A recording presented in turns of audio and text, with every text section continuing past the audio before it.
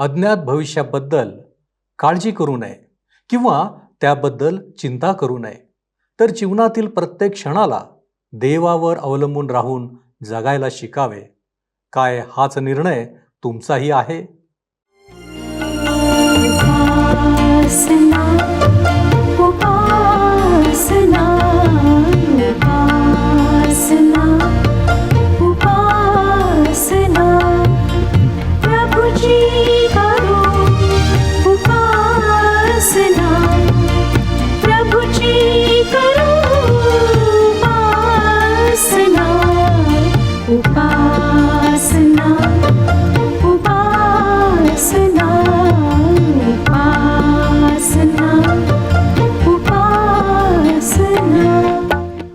तारणाऱ्या प्रभू येशू ख्रिस्ताच्या सामर्थ्यवान नावात आपणा सर्वांस प्रेमपूर्वक सलाम.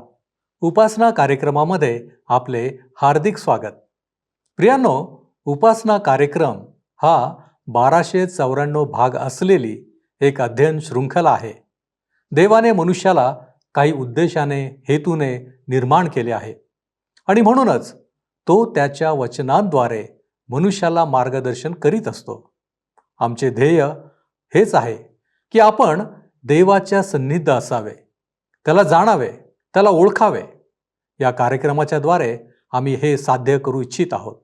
असो प्रियांनो, या दिवसात आपण दुसरे राजे या पुस्तकाचे अध्ययन करीत आहोत.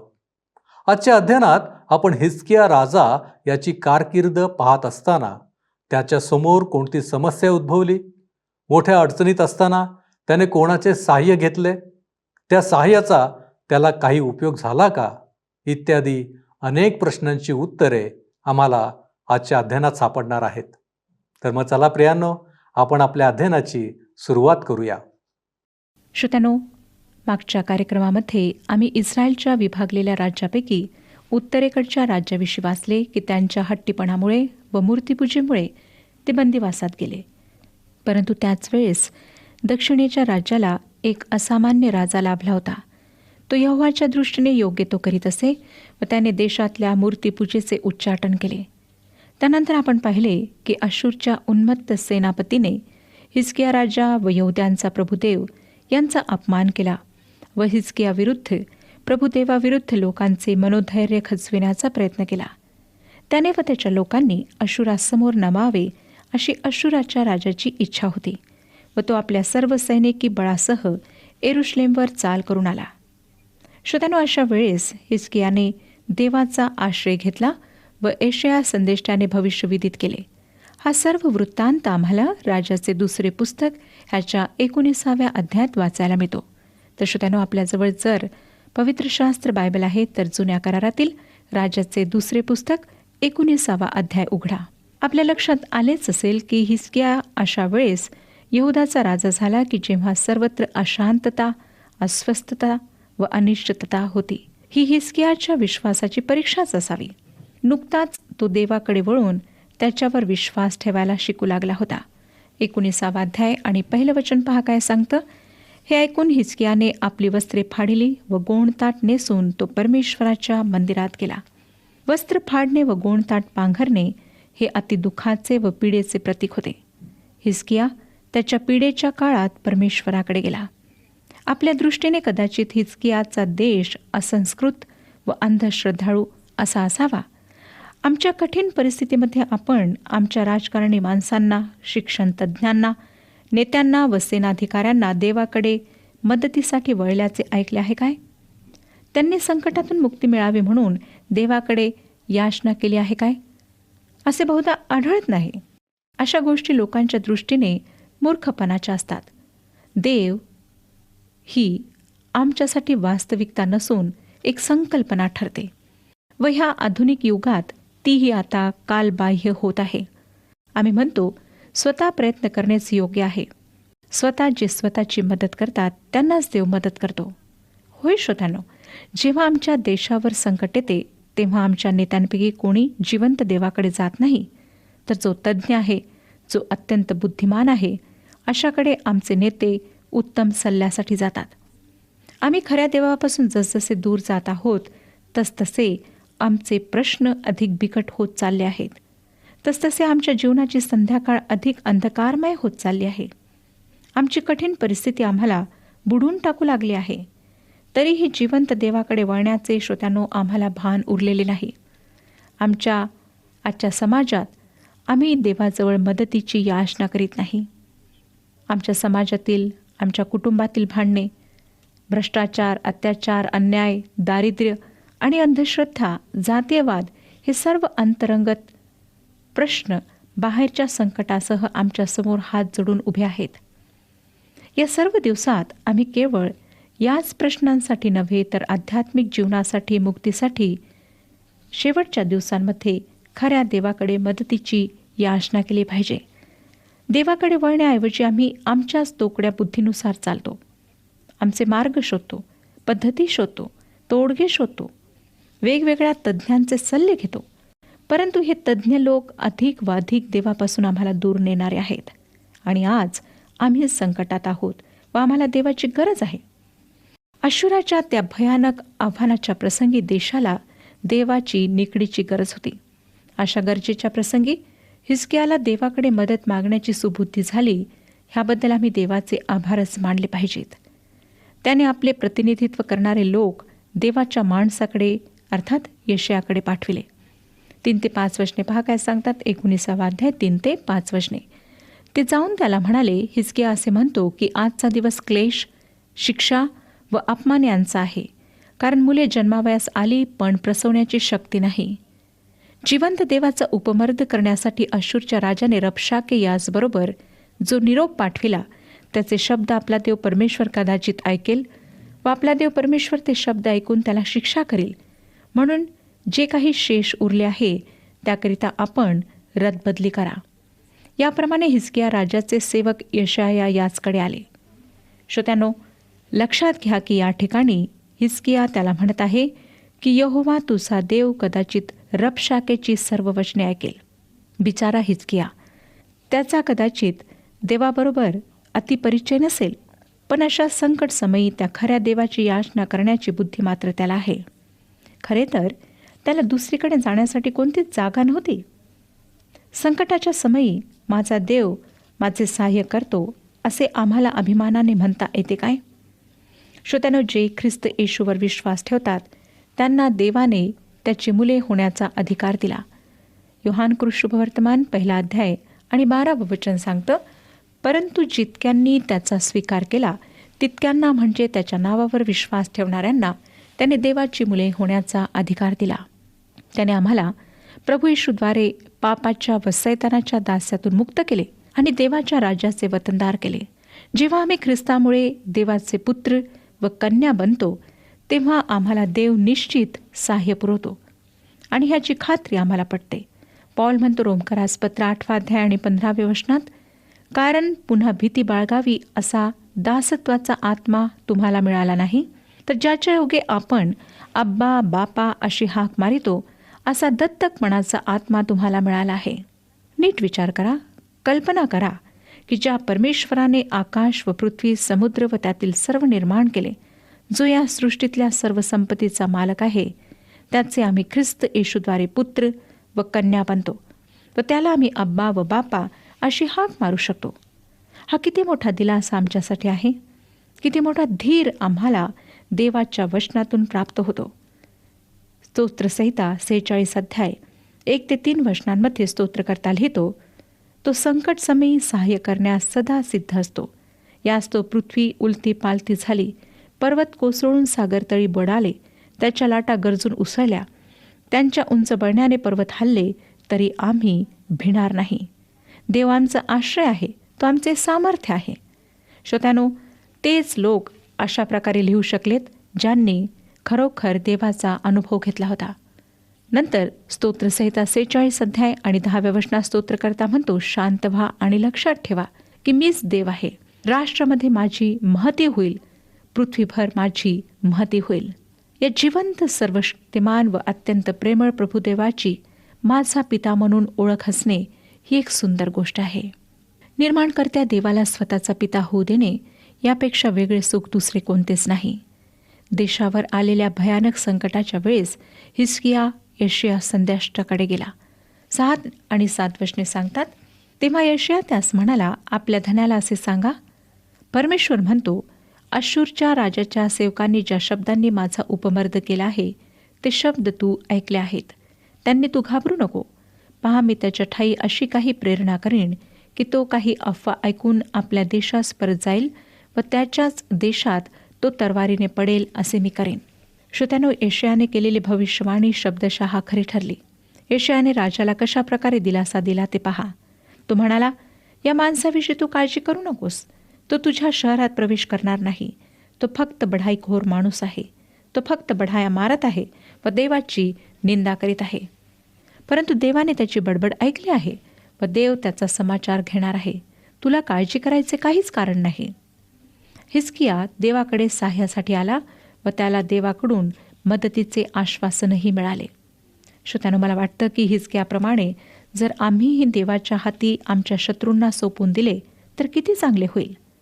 परंतु समस्या ही आहे की आम्ही आमच्याच बुद्धी सामर्थ्याच्या साह्याने आमच्या शत्रूंचा समाचार घ्यायचा प्रयत्न करतो. या बाबतीत देव आमचे सहाय्य करेल हा विश्वास आम्ही बाळगत नाही आणि म्हणूनच देव आमच्या वतीने आमच्या शत्रूंचा समाचार घेऊ शकत नाही. देवाच्या सामर्थ्यापेक्षा व सुज्ञतेपेक्षा आम्ही स्वतःच्या सामर्थ्यावर व सुज्ञतेवर विश्वास ठेवतो आणि त्याचा परिणाम आम्हाला पाहिजे त्यापेक्षा भलताच होतो. अनुवादाचे पुस्तक 32 अध्याय आणि 35व्या वचनाच्या पहिल्या भागात वचन सांगतं, सूड घेणे व उसने फेडणे हे मजकडे आहे. जसा हिजकियाने आपला प्रश्न देवाच्या हाती सोपवला तसेच आम्ही आमच्या शत्रूंना देवाच्या हाती सोपवून द्यायला हवे. जेव्हा तो आमच्या शत्रूंवर सूड उगवतो तेव्हा ते आमच्या कल्पनेपलीकडचे असते. हिजकियाच्या शत्रूचे जे झाले त्यावरून हे विधान सिद्ध होते. 8 आणि 9 वचने पहा. नंतर रबशाके परत गेला तेव्हा अश्शूरचा राजा लिब्ना नगराशी लढताना त्याला आढळला, कारण लाखिशाहून त्याने तळ उठविला अशी त्याला खबर लागली होती. मग कुशाचा राजा तिर्हाका तुझशी लढावयास निघाला आहे असे कोणी बोलताना त्याने ऐकले. हे ऐकून त्याने हिजकियाला जासुदांच्या हाती सांगून पाठविले. रबशाके त्याच्या धन्याकडे परत गेला व त्याचा धनी लिब्नाबरोबर युद्ध करीत आहे असे त्याला समजले आणि कुशाचा राजा त्याच्यावर हल्ला करण्यासाठी येत आहे ही बातमी त्याच्या कानावर आल्यामुळे येरुशलेमवर स्वारी करण्यासाठी त्याला लगेचच माघारी येता आले नाही. म्हणून त्याने हिजकियाला धोक्याची सूचना देणारे पत्र पाठवले. 10 ते 13 वचने पुढे सांगतात, तुम्ही हिजकिया राजाकडे जाऊन सांगा, ज्या तुझ्या देवावर तू भिस्त ठेवितोस तो अश्शूरच्या राजाच्या हाती येरुशलेम लागणार नाही असे बोलून तुला न फसव. अश्शूरच्या राजांनी सर्व देशांचे काय केले ते पहा. त्यांचा विध्वंस कसा केला हे तू ऐकले आहेच. तर तू सुटणार काय? गोजान, हारान, रेसफ व तलसार येथे राहणारे एदेनी लोक यांचा माझ्या वाडवडिलांनी विध्वंस केला. त्यांचा त्या राष्ट्राच्या देवांनी बचाव केला काय? हमाथाचा राजा, अर्पदाचा राजा आणि सफर वाईम हेना व इव्वा यांचे राजे हे कोठे आहेत? त्याचा तो निरोप अस्वस्थ करणारा होता. अश्शूराच्या राजाने आपल्या मार्गातले सर्व अडखळणे दूर केलेली होती. अशा परिस्थितीत हिजकिया यातून कसा वाचला असावा? 14वं वचन पहा काय सांगतं. हिजकियाने जासुदांच्या हातून हे पत्र घेऊन वाचिले. मग हिजकिया परमेश्वराच्या मंदिरात गेला आणि ते त्याने परमेश्वरापुढे उघडून ठेविले. अशा प्रकारे आम्हाला अस्वस्थ करणारी पत्रे आम्ही देवाच्या समोर ठेवली पाहिजेत. तोच आम्हाला त्यातून मार्ग दाखवतो. 15 आणि 16 वचन. हिजकियाने परमेश्वराची प्रार्थना केली की हे परमेश्वरा, इस्रायलाच्या देवा, करुबारूढ असलेल्या देवा, तूच काय तो पृथ्वीवरील सर्व राज्यांचा देव आहेस. तूच आकाश व पृथ्वी ही निर्माण केली. हे परमेश्वरा, कान लावून ऐक. हे परमेश्वरा, तू डोळे उघडून पहा आणि सन्यरीपाने तुझा म्हणजे जिवंत देवाचा उपमर्द करण्यासाठी जो निरोप पाठविला त्याचे शब्द ऐक. श्रोत्यानो, हिजकियाने परमेश्वरासमोर कशी प्रार्थना केली ते लक्षात घ्या. अशाच प्रकारची प्रार्थना मार्टिन लुथरने केली होती. श्रोत्यानो, आज आम्हाला स्वतःच्या प्रार्थनेचं सुद्धा परीक्षण करायचं आहे की आम्ही कशा प्रकारे प्रार्थना करतो. काय स्वार्थासाठी करतो? फक्त स्वतःचंच गौरव व्हावं, स्वतःचा लाभ व्हावा म्हणून आम्ही प्रार्थना करतो, किंवा परमेश्वराची इच्छा जाणून घेऊन त्याचं गौरव होण्याकरिता ज्या गोष्टी आहेत त्या गोष्टींसाठी आम्ही प्रार्थना करतो. स्वतःच्या जीवनाचं परीक्षण करूया. नंतर 17 आणि 18 वचने पहा काय सांगतात. हे परमेश्वरा, खरोखर अशूरच्या राजांनी सर्व राष्ट्रे व त्यांच्या जमिनी ओसाड केल्या आहेत. त्यांचे देव त्यांनी अग्नीत टाकले आहेत, कारण ते देव नव्हते. ते मनुष्याच्या हाताने घडलेले काष्ट व पाषाण होते, म्हणून त्यांनी त्यांचा नाश केला. रबशाके जे बोलला श्रोत्यानो ते खरे होते. जेव्हा त्याने म्हटले की अशुराच्या राजाने आपल्या मार्गातले अडथळे दूर केले, तेव्हा तो खरेच बोलत होता. त्याने प्रत्येक देशाचे देव अग्नीत टाकले होते. 19 वचन.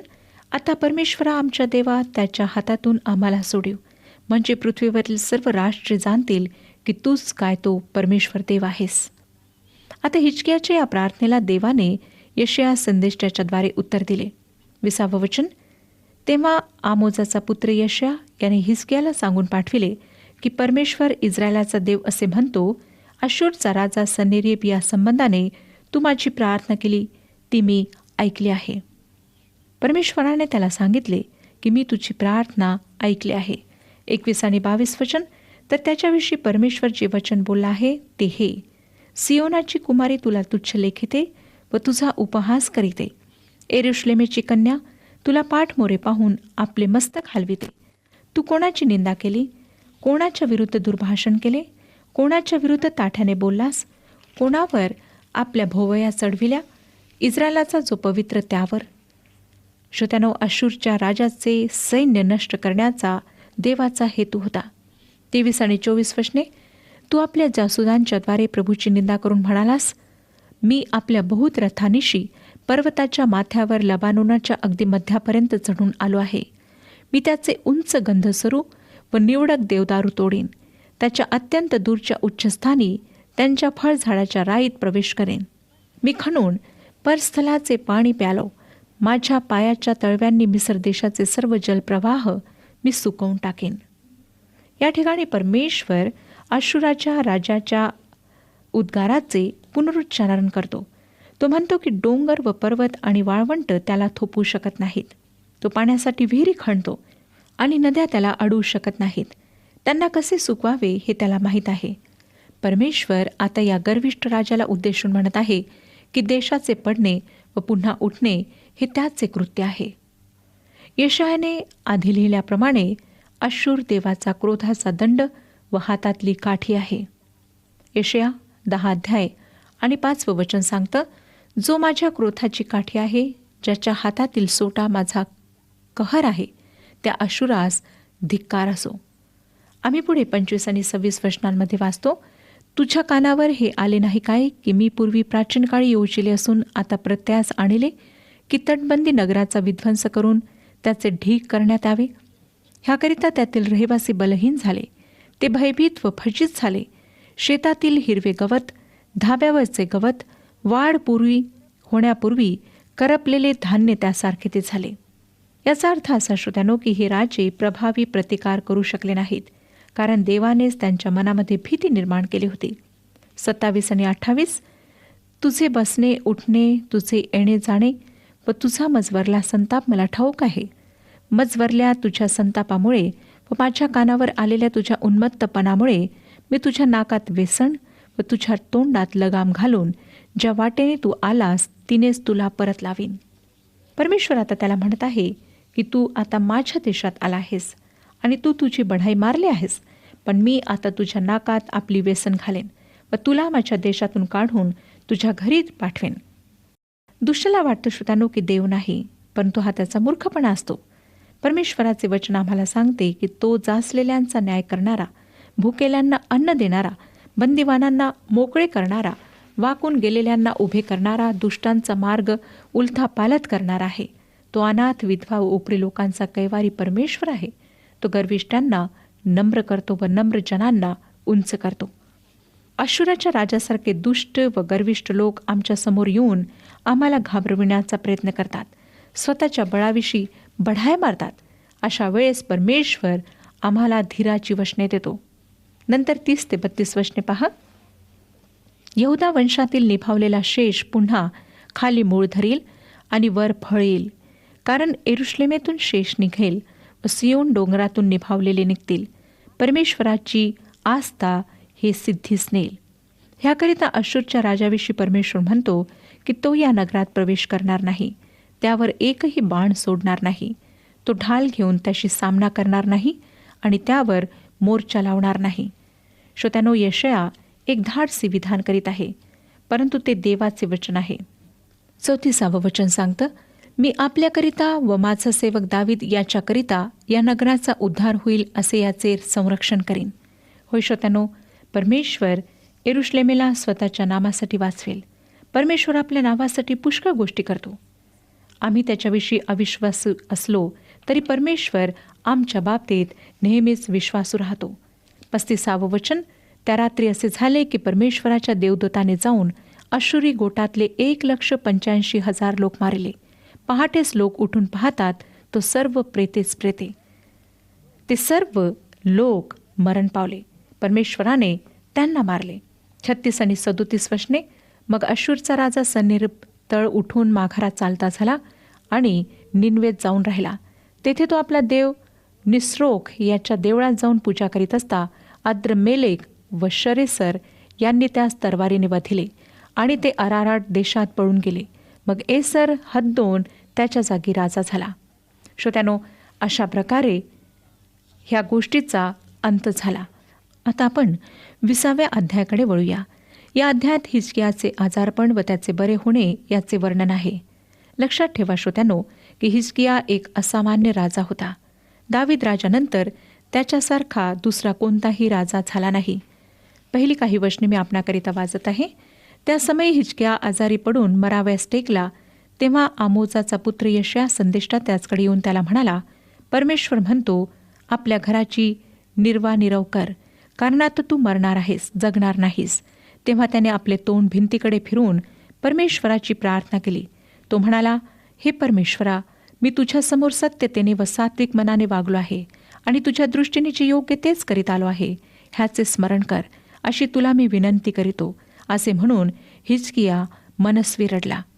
तेव्हा नगराच्या मधल्या चौकात यशया जाऊन पोहोचतो. तो त्याला परमेश्वराचा संदेश आला तो हा. आणि तो संदेश होता श्रोत्यानो की परमेश्वराने तुझी प्रार्थना ऐकली आहे, तुझे अश्रू पाहिले आहेत. परमेश्वर आपणातील प्रत्येकास आशीर्वाद देव आणि आपले मार्गदर्शन करो. प्रियानो, आज आमच्या जीवनासाठी बहुमोल असा संदेश मिळाला आहे. आमच्या कठीण परिस्थितीत आम्ही आमच्या जिवंत देवाकडे वळण्याची गरज आहे. आमचे प्रश्न आम्ही देवाकडे सोपविण्याची आवश्यकता आहे.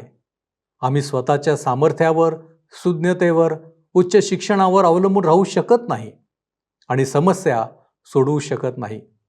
होय प्रियांनो, आज आणखी महत्त्वाची गोष्ट आपण शिकलो ती म्हणजे आम्हाला आमच्या प्रार्थनेचे परीक्षण करावे लागेल की आम्ही प्रार्थना कशी करतो. आमच्या प्रार्थनांना देव उत्तर देतो काय? प्रियांनो, आत्मपरीक्षण करा. आपण प्रार्थना करू. सर्वसमर्थ आमच्यावरती दया आणि कृपा करणाऱ्या महान प्रेमळ परमेश्वरा, धन्यवाद देतो प्रभूजी. आत्ताच्या या क्षणापर्यंत तू आमची काळजी घेतलेली आहेस, तू आम्हाला सांभाळलेला आहेस आणि खऱ्या अर्थाने तू आमचा पिता, आमचा सांभाळ करणारा झालेला आहेस. प्रभूजी, आजच्या मार्गदर्शनाबद्दल आम्ही तुझे मनापासून आभारी आहोत. प्रभूजी, तू आमच्या बरोबर आहेस आणि म्हणूनच प्रभूजी आम्ही सदैव तुझ्यावरती विसंबून राहावं यासाठी आमच्या जीवनामध्ये तू आम्हाला सहाय्य कर. प्रभू, आम्ही अनेक वेळा तुझ्यापासून दूर जाण्याचा प्रयत्न करतो, परंतु बापा, गरज आहे की आम्ही तुझ्यामध्ये आणि तुझ्या मार्गांमध्ये आम्ही दृढ राहावं. होय प्रभूजी, आणि म्हणून आमची विनंती आहे, ज्या ज्या वेळेस बापा आम्ही मार्ग भटकतो त्या त्या वेळेस तुझं सहाय्य तू आम्हाला कर, की जेणेकरून आम्ही केवळ तुझ्यावरती विसंबून राहणारे, तुला आवडणारे अशी तुझी लेकरं आम्ही बनू शकू. आणि म्हणून प्रभूजी, आम्ही आमचं जीव, आत्मा आणि शरीर तुझ्या पवित्र हातामध्ये सोपवितो. आणि प्रभूजी, या विनंत्या, या मागण्या येशू ख्रिस्त आमचा प्रभू याच्याद्वारे करतो म्हणून तू ऐक. आमेन. ख्रिस्ताची शांती तुमच्या अंतःकरणात राज्य करो.